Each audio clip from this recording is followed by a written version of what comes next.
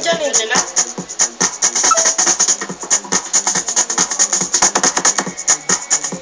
At nagbabalik po ang pinakamalawak na sports newscast sa bansa. Kami po ang Tele-Jari Sports. Okay, pag-usapan po natin ito pong Chonglian Basketball Association 42nd po yan. May kapiling po natin ang mga officials and of course, players. Mula po sa kanilang 3 Full Crown teams. No? Unahin natin ang team consultant ng Chiang Kai-shek, si Mr. Sunny Ko.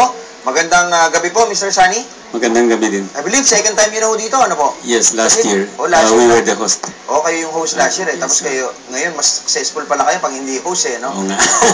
Okay, kapiling din natin ang head coach, no? Ang siya pong tumayong maalamat, no, na pinuno ng kampanya ng Chiang Kai-shek ngayon, si Mr. Goldwin Monteverde. Magandang gabi po. Welcome sa Tele-Jari Sports. Good evening po. Ayan, familiar ho yan si Mr. Goldwin dahil mami ho niya yung may-ari ng Regal Films. Wow, si Mother Lily. Mamaya mag-a-apply po ako sa inyo, ha? Okay, kapiling din natin mga kaibigan ng Finals MVP. Walang iba kundi si John Kevin Baitan. Nabanggit ko na ho siya sa inyo kanina. Si John Kevin. Kevin, magandang gabi. Bumati ka naman. Magandang gabi po. Hawig rin pala ni Jeron Teng ito, eh, no? Kevin, eh, no? Ano yan? Ano po, may bibigyan lang po sa amin. Talaga mga pakulo ni Henry Liao, eh, no? Anyway, yung suot ko ngayon galing kay Henry Liao, papatungan ko po ng galing naman sa Chiang Kai-shek. Mas importante ito. Okay, habang isinusuot ko po itong aking jersey, pakilala ko naman po sa inyo, ito pong mga bata na nakaupo sa aking baba ngayon.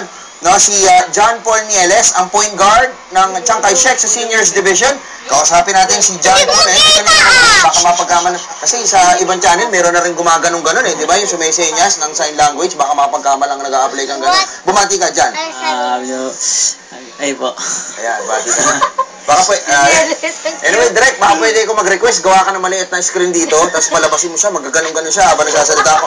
Okay, kapiling din natin, ang center naman ng Juniors Division, si Wilson Bartolome. 6'5 ito, pero junior pa lang, ha? Si Pinuni nga, nauna pa yata tumangkad sa mga kanyang mga buhok. Okay, Wilson, magandang gabi sa'yo. Hello po. Ilan taon ka na, idol? Ano po, 17. 17, 6'5", so hanggang 22 years old, lumalaki yung tao, so mga ilan ka kaya? 7'1", umabot ka kaya? 6'7", mga ganun, ano? Oo. Tatay mo ba, anong height? 6 flat po. 6 flat, inanay mo?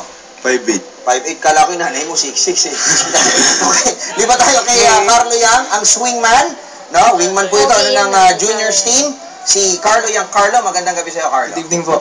Ayan, kanina naghahanap ako ng representative sa babae. Sabi ko, ikaw na lang muna, parang pwede, no? Kasi maganda yung mukha mo, maliit, yung mga artista. Okay, si Carlo, good evening lang talaga sinabi mo. At isa pa rin ng member ng ating junior team, si Kim Lee Baikin. Kim Lee, magandang gabi sa'yo. Magandang gabi po.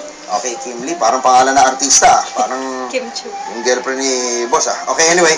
Si Mr. Sunny ko, yung team consultant natin. Sir, hiramin ko nga muna ulit yung mikropono. Ayan, sakaling kita sa leg.